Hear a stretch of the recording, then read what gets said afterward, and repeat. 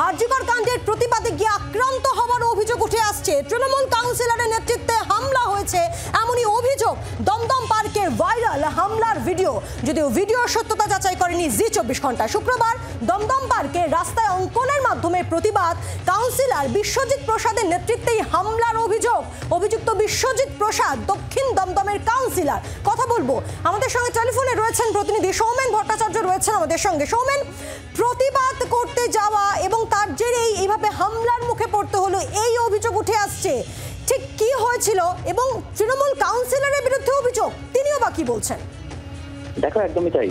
RG Kar medical কলেজের ঘটনা সামনে আসার পর থেকেই যেমনটা আমরা দেখছি যে বিভিন্ন জায়গায় প্রতিবাদের ঝড় উঠছে এবং গতকাল রাত্রিবেলা দক্ষিণ দমদম পৌরসভার কাউন্সিলর বিরুদ্ধে যে অভিযোগটি উঠেছে, দমদম পার্কে মূলত বেশ কয়েকজন নাগরিক তারা কিন্তু একত্রিত হয়ে রাস্তার মধ্যে ছবি এঁকে প্রতিবাদ করছিল। সেই সময় হঠাৎই বেশ কয়েকজন কাউন্সিলরের অনুগামী তারা প্রথমে কিন্তু এই ছবি আঁকতে বাধা দেয় এবং তাদের যেটা দাবি ছিল যে তারা বলে যে পুজো দুর্গাপুজোর প্যান্ডেল হচ্ছে, সেই প্যান্ডেলের সামনে রাস্তায় কেন তারা ছবি আঁকবে। এই ঘটনা নিয়ে দীর্ঘক্ষণ বচসা এবং খবর যায় কাউন্সিলরের কাছে। বিশ্বজিৎ প্রসাদ স্থানীয় কাউন্সিলর, তিনি ঘটনাস্থলে আসেন। তিনি এসে তার বিরুদ্ধে যে অভিযোগ উঠেছে, ইতিমধ্যেই ভিডিও ভাইরাল হয়েছে সমাজ মাধ্যমে, দেখা যাচ্ছে সেখানে তিনি ধাক্কাধাক্কি করছেন সকলের সাথে এবং রং তুলি যে যারা নিয়ে এসেছিল সেই সবগুলো ফেলে দিচ্ছেন এবং সেখানে যারা বয়স্ক লোকজন ছিল তাদের ওপরে চড়াও হয়, তাদেরকে ধাক্কা দেওয়া হয়। এই ঘটনার পর কিন্তু যথেষ্ট এলাকায় কিন্তু শোরগোল পড়েছে এবং যাদের ওপর চড়াও হয়েছে তারা যেমনটা জানাচ্ছে যে তারা বেশ কয়েকজন নাগরিক তারা একত্রিত হয়ে দমদম পার্কে কালকে রাত্রিবেলা প্রতিবাদ করবার জন্য তারা একত্রিত হয়েছিল। সেই সময় কিন্তু তৃণমূল কাউন্সিলর বিশ্বজিৎ প্রসাদ কিন্তু তার দলবল নিয়ে তাদের ওপর হামলা চালায় এবং এই ঘটনার পর কিন্তু এলাকায় একখানা আতঙ্কের পরিবেশ তৈরি হয়েছে। সৌমেন, ধন্যবাদ তোমাকে। অর্থাৎ পুরো বিষয়টি অভিযোগ অস্বীকার করছেন অভিযুক্ত তৃণমূল কাউন্সিলর বিশ্বজিৎ প্রসাদ। ঠিক কি অভিযোগ শুনবো।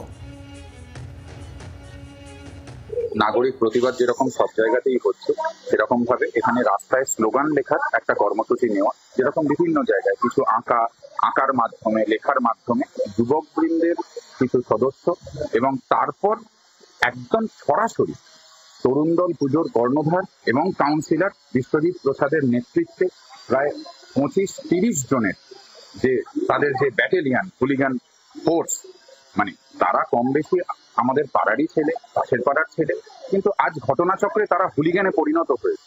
তো দুঃখ লাগে, তারা এসে আমাদের ওপর চড়াও হয়, আক্রমণ করে এবং তাদের বক্তব্য ছিল যে কোনোভাবেই এই ধরনের কোনো প্রতিবাদ কর্মসূচি নেওয়া যাবে না। এর ফলে আমরা নাকি দমদম পার্কের যে বিখ্যাত পুজো, সেই পুজোকে নষ্ট করার উদ্যোগ নিচ্ছি। ঠিক কি হয়েছিল একেবারে অভিযোগ আপনাদের সামনে রাখলাম। আর যার বিরুদ্ধে এই অভিযোগ, তৃণমূল কাউন্সিলর, দক্ষিণ দমদমের কাউন্সিলর, তার বিরুদ্ধে অভিযোগ উঠে আসছে। তিনি ঠিক কি বলছেন পুরো বিষয় শুনবো। ওখানে সিপিএম আর বিজেপির লোক ছিল, তারা হঠাৎ করে কালকে যখন আরজিকরের কর্মবিরতি উঠে যাচ্ছে, এই আন্দোলনটাকে বাঁচিয়ে রাখার জন্য একটা পুজোকে চয়েস করে দমদম পার্ক যুবকবৃন্দ। তার এক্সিটে দাঁড়িয়ে ওরা এইসব লিখছিল, সেখানে একটা দুর্গা ঠাকুরের ছবি আঁকছিল আর উই ওয়ান্ট জাস্টিস এসব লিখছিল।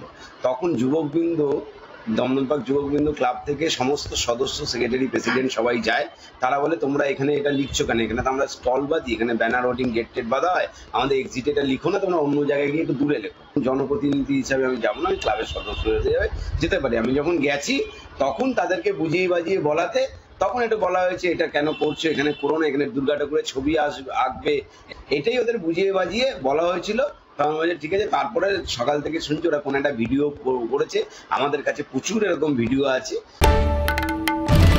বাংলার আওয়াজ, বাঙালির আবেগ, জি24 ঘন্টা।